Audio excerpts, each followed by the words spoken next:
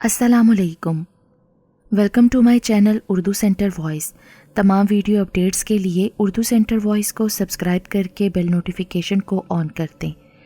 तो आइए सुनते हैं आज की वीडियो में डेरा गाजी खान के एक जन्नाती घर की पुरअसरार कहानी। इस कहानी का आगाज़ आज से 20 साल पहले हुआ। डेरा गाजी खान के एक कस्बे में अकबर ने एक घर ख़रीदा था। घर नहीं बल्कि एक खंडर ख़रीदा था। एक कच्चा सा कमरा था जिसकी चारदीवारी भी कच्ची थी। घर की एक साइड कब्रिस्तान था। घर और कब्रिस्तान के बीच बस एक 7 फुट की गली थी। अकबर को लोगों ने मना भी किया कि ये घर मत खरीदो क्योंकि इस घर में जिन्नात का बसेरा है और इस घर का पहला मालिक भी इस घर में पुरअसरार तौर पर मुर्दा पाया गया था। इलाके के पुराने रिहायशियों का कहना था कि किसी ज़माने में ये घर कब्रिस्तान का हिस्सा हुआ करता था, जहां बाद में एक घर बना दिया गया, मगर अकबर ने किसी की एक न सुनी और वो घर ख़रीद लिया। पुराने घर को तुड़वा कर एक खूबसूरत घर बनवाया गया। अकबर ने घर की बनावट कुछ इस अंदाज से की थी कि एक कमरा तकोन की शक्ल का था, यानी एक बड़े कमरे के 3 कोने थे, जबकि बाकी 2 कमरे आम कमरों की तरह ही थे। असल में यही तकोनी कमरा वो जगह थी जहां पहले भी पुराने घर सिर्फ एक कमरा हुआ करता था। इसी कमरे में पुराने मालिक मकान की मौत भी हो चुकी थी। अकबर एक बहादुर बंदा था। अकबर और उसकी बीवी बच्चे इस घर में 5 साल तक रिहाइश पजीर रहे। उनके साथ इस घर में क्या मामलात पेश आए ये आज तक किसी को नहीं मालूम, क्योंकि कभी उन्होंने किसी से ऐसी बात का जिक्र नहीं किया था। अब अल्लाह जाने या फिर वो लोग कि वाकई वहाँ कुछ था या नहीं, या वो जानबूझकर किसी को नहीं बताते थे। वक्त अच्छा गुजर रहा था कि एक दिन अचानक रात को 12 बजे के करीब अकबर की तबीयत ख़राब हो गई। दिल की धड़कन बंद होने लगी, मुंह से झाग निकलने लगी और फिर अकबर अपने ही घर में वफात पा गया। उस वक्त अकबर की उम्र 40 साल के लगभग होगी। अकबर एक पढ़ा लिखा और बहुत अच्छा आदमी था। उसकी सेहत भी बहुत अच्छी थी। नोट करने वाली बात यह थी कि अकबर की मौत भी उसी तकोनी कमरे में वाक़या हुई थी जिसमें पहले मालिक मकान की मौत हुई थी। अब तो अकबर के ख़ानदान वालों और इर्द गिर्द के हमसायों का शक यकीन में बदल गया कि इस घर में और ख़ास कर इस तकोनी कमरे में कोई गैर मामूली बात ज़रूर है। अकबर की वफ़ात के बाद उसके बीवी बच्चों ने वो घर छोड़ दिया। घर छोड़ने की वजह यह थी कि अकबर की बीवी की जहां नौकरी थी वो इलाका इस घर से कुछ दूर था, इसीलिए उन्होंने नया घर बनवा लिया और वहां शिफ्ट हो गए। पुराना घर कमोबेश 15 साल तक बंद रहा। 15 साल बाद अकबर का बड़ा बेटा, जिसकी शादी काफ़ी साल पहले हो चुकी थी, उसका नाम अली था। अली और उसकी बीवी बच्चे इस घर में शिफ्ट हो गए, जबकि अली के बाकी बहन भाई और माँ नए घर में ही रिहाइश पजीर रहे। अली अपने शहर से दूर नौकरी करता था, इसलिए 2 या 3 माह बाद ही घर आता था। अली की बीवी का नाम सलमा था। यहाँ एक बात बताती चलूँ कि जिस दिन 15 साल बाद पहली मर्तबा घर का दरवाज़ा खोला गया था तो अकबर का बेटा अली उस वक्त अपनी जॉब पर था। हालात ही कुछ ऐसे थे कि अली की बीवी अकेली अपने 4 बच्चों के साथ इस घर में रहने आई थी। बच्चों की उम्र 2 साल, 5 साल, 7 साल और 10 साल थी। सलमा ने एक बात नोट की कि घर में अजीब सी वीरानी थी, लेकिन अब रहना तो यही था। चुनाचे उसने घर के ताले खोलना शुरू किए, लेकिन जब उसी तकोनी कमरे का दरवाज़ा खोला तो वहाँ अजीब ही मंजर था। दरवाजे के बिल्कुल सामने कमरे के अंदर एक बहुत बड़ी छिपकली बैठी हुई थी।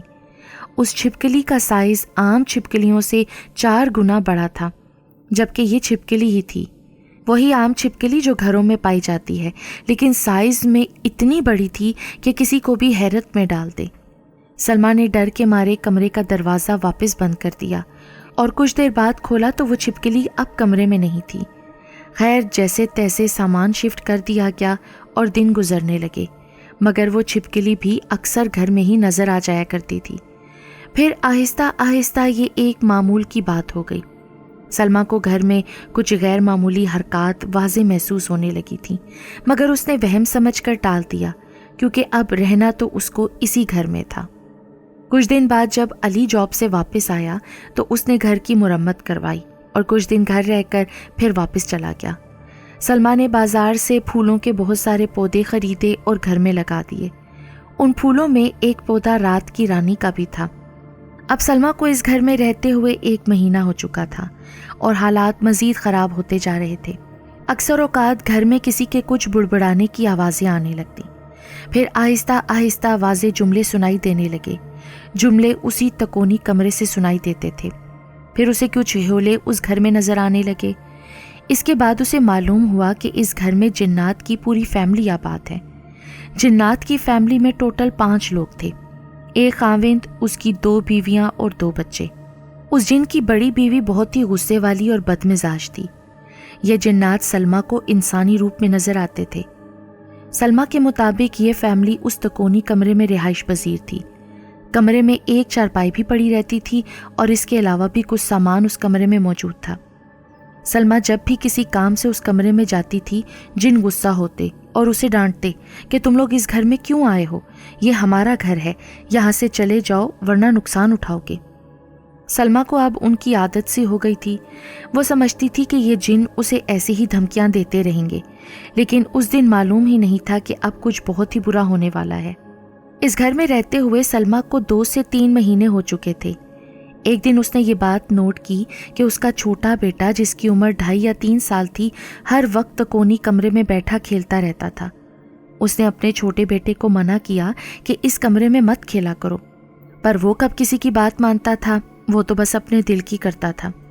कुछ दिन बाद सलमा के छोटे बेटे की तबीयत बहुत ख़राब रहने लगी। वो समझी शायद मामूल का बुखार है और ठीक हो जाएगा, लेकिन बहुत इलाज कराने के बावजूद भी बच्चा ठीक नहीं हो रहा था। आखिरकार सलमा ने अपनी बहन से बात की और उसे सारे मामले के बारे में बता दिया। सलमा की बहन एक दीनदार खातून थी। उसने सलमा को कहा कि तुम एक काम करो, तुम जिनों के साथ मुआहिदा कर लो, फिर सब कुछ ठीक हो जाएगा। उसने सलमा को कहा कि तुम जिनों से बात करो और उन्हें कहो कि तुम हमें तंग ना करो, हम भी तुम्हें तंग नहीं करेंगे। सलमा ने ऐसा ही किया और जिन्नात से कहा कि हमारी मजबूरी है इस घर में रहना, मेरे पास कोई दूसरा ठिकाना नहीं है, इसलिए हम इस घर में रहने पर मजबूर हैं। अगर आपने इस घर में रहना है तो शौक से रहें, हम आपको तंग नहीं करेंगे और आप भी हमें तंग मत कीजिएगा। मेरे छोटे बच्चे हैं, मैं इन्हें लेकर कहाँ जाऊँ अब? इस घर में से एक कमरे में आप रह लें, वहाँ हम नहीं आया करेंगे और आप बाकी घर में मत आना। जिन्नात ने सलमा की बात मान ली और उसे कहा कि ठीक है, बस तुम इस बड़े कमरे में मत आया करो, बाकी पूरा घर तुम्हारा है, जहाँ तुमने रहना है रहो, अब हम तुम्हें तंग नहीं करेंगे। इस तरह काफ़ी दिन गुजर चुके थे और माहौल बिल्कुल पुरसकून था। सलमा के बेटे की तबीयत भी ठीक हो गई थी। एक दिन सलमा का खाविंद छुट्टी पर घर आया। सलमा ने उसे पूरे हालात से आगाह किया और बताया कि बड़ा कमरा मैंने बंद कर दिया है, तुम भी वहाँ मत जाना। ये सुनकर अली को बहुत गुस्सा आया। उसने सलमा को डांटा कि ये तुमने क्या कर दिया, इस तरह तो ये मखलूक इस पूरे घर पर काबिज हो जाएगी, फिर क्या तुम पूरा घर छोड़कर चली जाओगी? उसने बीवी को कहा कि जाओ और अभी कमरा खोल कर आओ, उस तकोनी कमरे में आना जाना रखा करो, ताकि यहाँ जब चहलकदमी होगी तो वो जिन्नात ये घर छोड़कर चले जाएंगे, वरना वो यहाँ पूरी तरह से हावी हो जाएंगे। सलमा ने अपने शोहर की बात मान ली और मजबूरन कमरे का दरवाज़ा खोल दिया। सलमा का खाविंद कुछ दिन घर रहने के बाद वापस चला गया। उसके जाने के बाद सलमा के छोटे बेटे की तबीयत मज़ीद ख़राब रहने लगी। उसने इस सारे वाक़ये से अपनी बहन को फिर आगाह किया। सलमा की बहन ने उससे कहा कि तुम मेरे पास आ जाओ, हम तुम्हारे बेटे का रूहानी इलाज कराते हैं। सलमा अपने बच्चों को लेकर बहन के घर चली गई। एक मौलवी साहब ने बच्चे का इलाज शुरू किया और कहा कि इसका इलाज 40 दिन तक जारी रहेगा, इसके बाद इंशाल्लाह बच्चा ठीक हो जाएगा और जिन्नात भी घर से निकल जाएंगे। सलमा अपने घर वापस आ गई और मौलवी साहब का बताया हुआ वजीफ़ा पढ़ना शुरू कर दिया। नमाज तो वो पहले से ही पढ़ती थी, कुरान पाक की तलावत भी बाकायदगी से शुरू कर दी। दम किया हुआ पानी घर में छिड़कने लगी। जब सलमा घर में कुरान पाक पढ़ना शुरू करती तो जिन्नात उसे मना करते थे और कहते थे तुम ये मत पढ़ो वरना तुम बहुत पछताओगी। कुछ दिन तक यही सिलसिला जारी रहा। फिर सलमा कुछ दिन के लिए अपने रिश्तेदारों के घर रहने चली गई। वहाँ उसने अपनी बेटी को 2 गुड़ियाँ खरीद कर दी। 5 दिन शहर रहने के बाद जब वो अपने घर वापस आई तो मगरिब का वक्त था। घर पहुँचते ही सलमा ने अपनी बेटी से कहा कि बेटा, मैंने सुना है गुड़ियों में जिन्नात आ जाते हैं, इसलिए मैं चाहती हूँ कि अब तुम ये गुड़िया दूर कहीं फेंक कर आओ, इन्हें इस घर में मत रखो, तुमने काफ़ी दिन इनसे खेल लिया है। بیٹی نے ماں کی بات مان لی اور اسی وقت گھر سے دور گند کے ڈھیر پر وہ گڑیا پھینک آئی۔ سلمیٰ کی بیٹی کی عمر 10 سال تھی۔ ماہ رمضان کا آغاز تھا۔ سلمیٰ نے صبح سحری کے وقت اپنی بیٹی کو جگایا۔ اسے کہا کہ آؤ میرے ساتھ تھوڑا کچن میں کام کرواؤ۔ بیٹی اٹھی اور کمرے کا دروازہ کھول دیا جو کہ صحن میں کھلتا تھا۔ جیسے ہی بیٹی نے کمرے کا دروازہ کھولا، سلمیٰ کی نظر دروازے پر پڑی۔ دروازے کے باہر والی سائڈ پر دروازے کے اوپر وہی بڑی چھپکلی چپکی ہوئی تھی جس کی لمبائی عام چھپکلیوں سے 4 گنا لمبی تھی۔ سلمیٰ کو معلوم تھا کہ یہ چھپکلی جنات میں سے ہے۔ چھپکلی کو دیکھ کر سلمیٰ سمجھ گئی کہ اگر میری بیٹی کی نظر اس پر پڑ گئی تو یہ ڈر جائے گی، لیکن سلمیٰ کی بیٹی نے دروازے پر لٹکتی چھپکلی کو نہیں دیکھا تھا۔ دروازہ کھولتے ہی بیٹی کی نظر سامنے موجود گڑیا پر پڑی، وہی گڑیا جو کہ کل شام وہ بہت دور پھینک کر آئی تھی۔ بیٹی نے جیسے ہی گڑیا کو گھر میں دیکھا تو وہ ایک دم سے گھبرا گئی، فوراً بھاگ کر بستر پر چڑھ گئی اور ماں کو بتایا کہ امی، یہ گڑیا تو میں گھر سے بہت دور گند کے ڈھیر پر پھینک کر آئی تھی، یہ واپس کیسے آ گئی؟ ماں بیٹی دونوں ہی بہت ڈر گئے تھے۔ وہ دونوں بستر پر ہی بیٹھی رہیں اور کچن میں جانے کی سلمیٰ کی پھر ہمت نہ ہوئی۔ اس نے اس دن بغیر سحری کے ہی روزہ رکھ لیا۔ چھپکلی اور گڑیا کو ایک ساتھ دیکھ کر سلمیٰ سمجھ چکی تھی کہ یہ جنات کا کام ہے، وہی اس گڑیا کو واپس گھر میں اٹھا لائے ہیں۔ صبح کے وقت جب دن نکل آیا، سلمیٰ گھر کے کاموں میں مصروف ہو گئی، لیکن اچانک اس کی نظر گھر میں موجود اکلوتے درخت پر پڑی۔ یہ سرو کا درخت تھا۔ اس نے دیکھا کہ دوسری گڑیا درخت کی شاخوں پر عجیب طریقے سے الٹی لٹکی ہوئی تھی اور بہت ہی زیادہ ڈراؤنی لگ رہی تھی۔ سلمیٰ کو بہت خوف آیا۔ سلمیٰ نے ساری بات اپنے خاوند کو فون پر بتائی۔ سلمیٰ کے شوہر نے اس سے کہا کہ کوئی تم لوگوں کے ساتھ شرارت کر رہا ہے اور ڈرانے کی کوشش کر رہا ہے، لیکن سلمیٰ کو علم تھا کہ یہ کس کا کام ہے، کیونکہ اپنے رشتہ داروں کے گھر سے وہ مغرب کے وقت گاؤں واپس آئے تھے اور کسی نے بھی یہ گڑیا ان کے گھر میں نہیں دیکھی تھی سوائے جنات کے۔ پھر اس نے اسی وقت اپنی بیٹی کو کہا تھا کہ یہ گڑیا کہیں دور پھینک آؤ، اور وہ پھینک بھی آئی تھی۔ خیر یہ بات رفع دفع ہو گئی۔ کچھ دن بعد سلمیٰ رات کے وقت اپنے روم میں لیٹی ہوئی تھی۔ یہ کوئی 10 کے قریب کا وقت ہوگا۔ باہر صحن میں 2 بلب روشن تھے۔ گھر کا صحن بھی چھوٹا سا تھا جس کی وجہ سے باہر کافی روشنی تھی۔ اچانک سلمیٰ کی نظر کھڑکی پر پڑی جہاں سے صحن کا منظر صاف نظر آ رہا تھا۔ کھڑکی کے بالکل سامنے صحن کی دیوار کے ساتھ رات کی رانی کا بہت بڑا پودا تھا جس کی اونچائی تقریباً 7 فٹ تھی۔ سلمیٰ نے دیکھا کہ ایک بہت ہی نورانی چہرے والا شخص پھول کے پودے میں سے نکل کر کھڑکی کی طرف آ رہا ہے۔ جب وہ رات کی رانی میں سے نکلا تھا تو اس کی پیٹھ کھڑکی کی طرف تھی، پھر وہ پلٹا اور اس کا چہرہ کھڑکی کی طرف ہو گیا۔ پھر وہ سلمیٰ سے مخاطب ہو کر کہنے لگا، تم نے جس دکان سے یہ پودا خریدا تھا، میں وہیں اس دکان پر اس رات کی رانی کے پودے میں رہتا تھا۔ میں نے کافی عرصہ تمہارے گھر گزارا لیکن کسی کو تنگ نہیں کیا، لیکن آج کل تم جو یہ وظائف پڑھ رہی ہو اور جو پڑا ہوا پانی چھڑک رہی ہو، مجھے اس سے بہت تکلیف ہوتی ہے۔ میں تم لوگوں کا گھر چھوڑ کر جا رہا ہوں، کبھی واپس نہیں آؤں گا۔ پھر وہ شخص کھڑکی سے اوپر کی طرف اڑا اور کہیں غائب ہو گیا۔ بقول سلمیٰ کہ وہ بہت خوبصورت نوجوان تھا، اس کا چہرہ بہت نورانی تھا۔ سلمیٰ یہ بھی جانتی تھی کہ اس کا تعلق بھی قوم جنات سے ہی تھا۔ اس کے بعد سلمیٰ سو گئی۔ پھر کچھ دن بعد حالات مزید بدتر ہونا شروع ہو گئے۔ ایک رات سلمیٰ اپنے بچوں کے ساتھ سوئی ہوئی تھی، یہی کوئی رات 12 بجے کا وقت ہوگا۔ سلمیٰ کے بیٹے کی طبیعت بہت خراب ہو گئی۔ بیٹے کو بہت تیز بخار تو کافی عرصے سے تھا، لیکن آج طبیعت کچھ زیادہ ہی خراب تھی۔ تھوڑی دیر کے بعد بچے کے منہ سے جھاگ آنے لگے اور بچہ نیلا پیلا پڑ گیا۔ سلمیٰ نے اپنے شوہر کو فوراً کال کی۔ رات کافی ہونے کی وجہ سے شاید شوہر گہری نیند میں سویا ہوگا، اس نے کال اٹینڈ نہیں کی۔ تھوڑی دیر بعد بچہ بے ہوش ہو گیا۔ سلمیٰ سمجھی کہ شاید اس کا بیٹا بھی اس دنیا میں نہیں رہا۔ اس نے زور زور سے چیخو پکار شروع کر دی۔ رونے کی آوازیں سن کر ہمسائے بھی جاگ گئے۔ ہمسایوں میں سے ایک بوڑھی عورت نے دروازہ کھٹکھٹا کر پوچھا کہ بیٹا کیا ہوا ہے، تم کیوں رو رہی ہو؟ سلمیٰ نے دروازہ کھولا اور اس کو بتایا کہ میرا بیٹا شاید مر چکا ہے۔ بوڑھی عورت بڑی سمجھدار تھی، اس نے اس کے بیٹے کو چیک کیا اور کہا کہ پاگل، تمہارا بیٹا زندہ ہے، بس تم ابھی فوراً اس گھر سے نکلو، چاہے تم میرے ساتھ میرے گھر چلو، لیکن اس گھر میں نہیں رہو، فوراً سے گھر سے باہر نکل آؤ۔ سلمیٰ نے اپنے سارے بچوں کو لیا اور اس عورت کے گھر میں آئی، پھر وہاں سے ایک گاڑی والے کو کال کر کے بلایا۔ 30 کلومیٹر دور شہر کے ہسپتال گئی۔ اس دوران اس کا اپنے خاوند سے بھی رابطہ ہو چکا تھا اور کچھ رشتہ داروں سے بھی بات ہو گئی تھی۔ سلمیٰ کے ہسپتال پہنچنے سے پہلے ہی رشتہ دار ہسپتال میں موجود تھے۔ بچے کا علاج شروع ہو گیا لیکن حالت سنبھلنے میں نہیں آ رہی تھی۔ آخر کار ایک ڈاکٹر نے سلمیٰ کو بتایا کہ تمہارے بیٹے کی تمام رپورٹس بالکل ٹھیک ہیں، ہمارے مطابق اسے کوئی بھی مرض لاحق نہیں ہے، لیکن میں تمہیں ایک مشورہ ضرور دوں گا۔ ہاں میں ڈاکٹر ہوں، لیکن پہلے بھی ایسے بہت سے مریض دیکھ چکا ہوں جن کے تمام ٹیسٹ کلیئر ہوتے ہیں اور کوئی بیماری بھی نہیں ہوتی، لیکن پھر بھی ان کی حالت سنبھلنے میں نہیں آتی۔ آپ میری بات مانیں اور اس بچے کو کسی طریقے سے کسی مولوی صاحب کے پاس لے جائیں۔ سلمیٰ ڈاکٹر کی بات سمجھ گئی اور اپنے بیٹے کو اسی مولوی کے پاس لے گئی جو بچے کا روحانی علاج پہلے بھی کر رہا تھا۔ مولوی نے بچے پر دم درود کیا تو بچہ ٹھیک ہو گیا۔ جب سلمیٰ واپس گھر پہنچی تو حالت پہلے سے بھی زیادہ بدتر ہو گئی، کیونکہ اب جنات کا اثر تمام افراد پر ہونے لگا تھا۔ سلمیٰ کے سارے بچے بیمار پڑ گئے اور عجیب عجیب باتیں کرنے لگے۔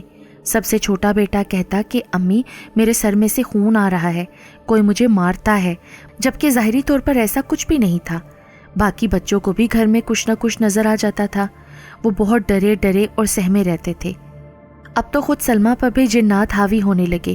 وہ سلمیٰ کو بھی جسمانی اذیتیں دینے لگے۔ سلمیٰ رونا چاہتی تو رو بھی نہیں سکتی تھی، کیونکہ وہ جنات ان سب لوگوں کا منہ ہی بند کر دیتے تھے۔ وہ زور زور سے چیخنا چاہتی پر آواز ہی نہیں نکلتی تھی۔ بہت ہی زیادہ حالت خراب تھی۔ ایک دن سلمیٰ نے اسی مولوی کو کال کی جس سے اس کے بچے کا علاج ہو رہا تھا۔